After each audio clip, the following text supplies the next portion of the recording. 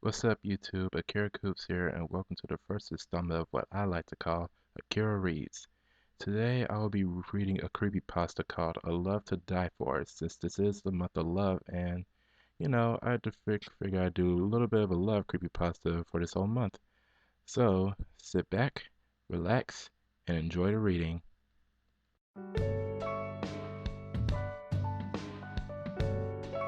John wasn't always so emotional. His dad died fighting in the Gulf War when he was only 3. His mom tried so hard to be good, but she always knew that John wouldn't ever be completely fixed from that morning when the men in the white hats and blue jackets showed up at his door to tell him his daddy died. John was emotionless. That was until middle school when he met the person who would give his innocence back. 6th grade went by with a monotone feel and early slow pace. John only made a few friends. He had always seemed a special person in pre-algebra, but never paid any attention to her. 7th grade was a changing year for John. He made a lot more friends. People started to actually get to know him, and that allowed John to trust him enough to at least talk to them outside of class. Nobody knew John's main problems though. Starting that same year, he had taken drugs from a friend at his house. John loved the marijuana. It eased him and made him feel numb from the depression which inhabited his life. It made him happy. He grew his hair out and got happy with life. He met a girl. Not the girl from pre-algebra a year ago. No. The girl in pre-algebra was too pristine for his taste at the time. She had class. She had a particular tone about her that just reeked high-quality woman. But this wasn't that girl. This girl, the girl with the drinking and drug problem, she was good for one thing, and that was how she could make John feel. Emotionally and physically. She met his sexual fantasies any day he asked, but she did too much more than that to him mentally. Some things that should have never happened. This girl, Rita, she had a tendency to work on the wrong side of things. She had a messed up childhood, containing her family being abused, and this same man dying of alcohol poisoning when he was finally starting to shape up. She wanted the pain to go away, so she enlisted the aid of the Dark One.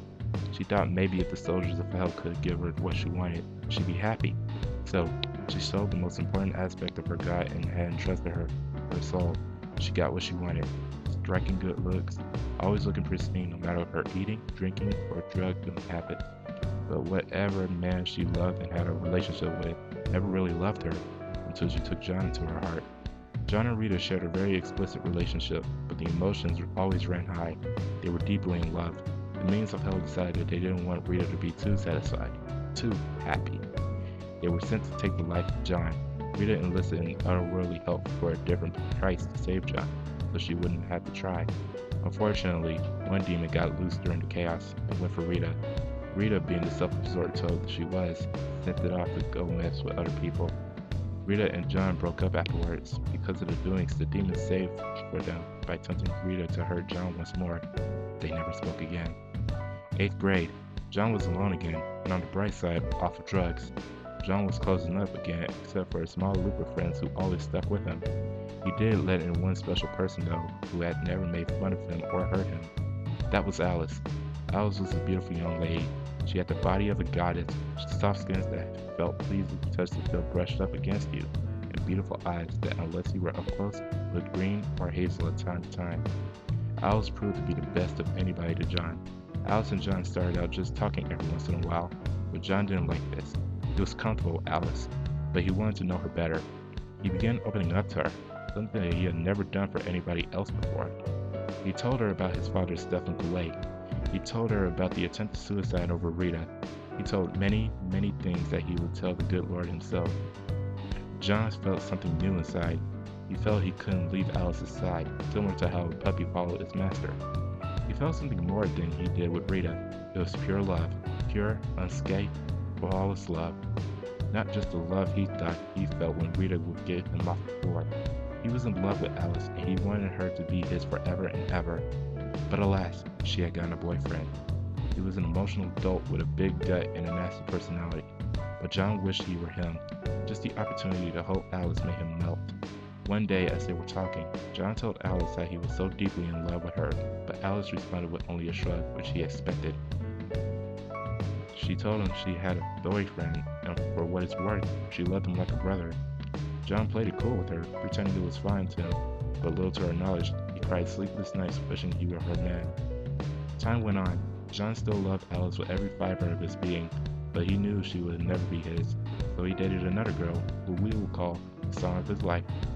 They constantly had their ups and downs, especially when he moved to Colorado. Oh, the last day was terrible.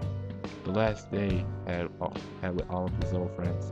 It tested his ability to not cry anymore. It was the hardest when he had to see Alice cry.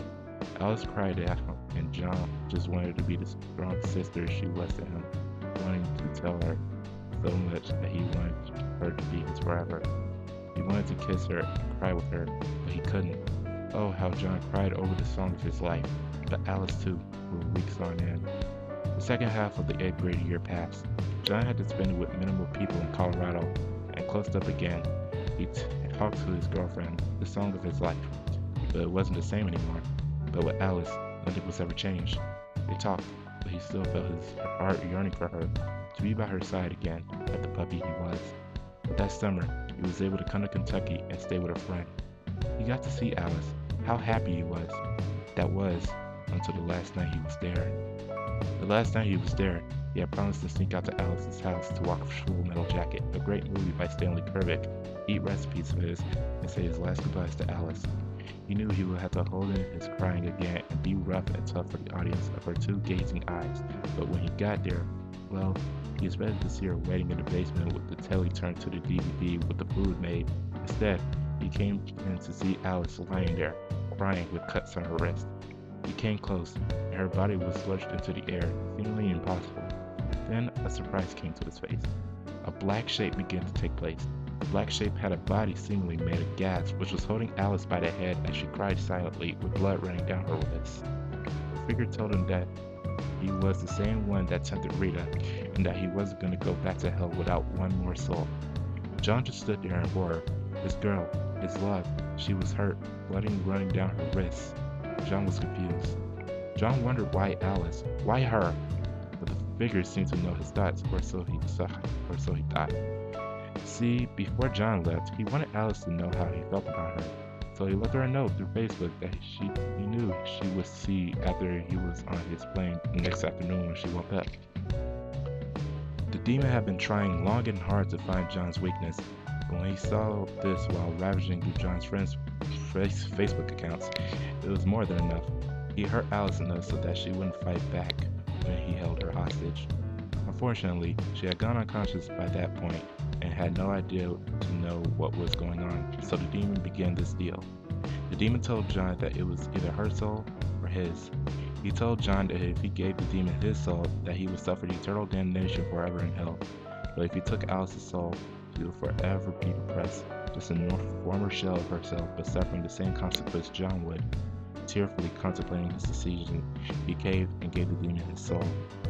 Alice came to later, but her memory erased of what happened the night before. Where was John? Did he blow her off? That was what she thought, as of course. She just remembers falling asleep in the basement, waiting for John. Upon walking to the door to go get the morning paper for her parents, she found a note. Check your Facebook. Signed John. When she logged on later, this is what she saw. I love you. I don't care who knows.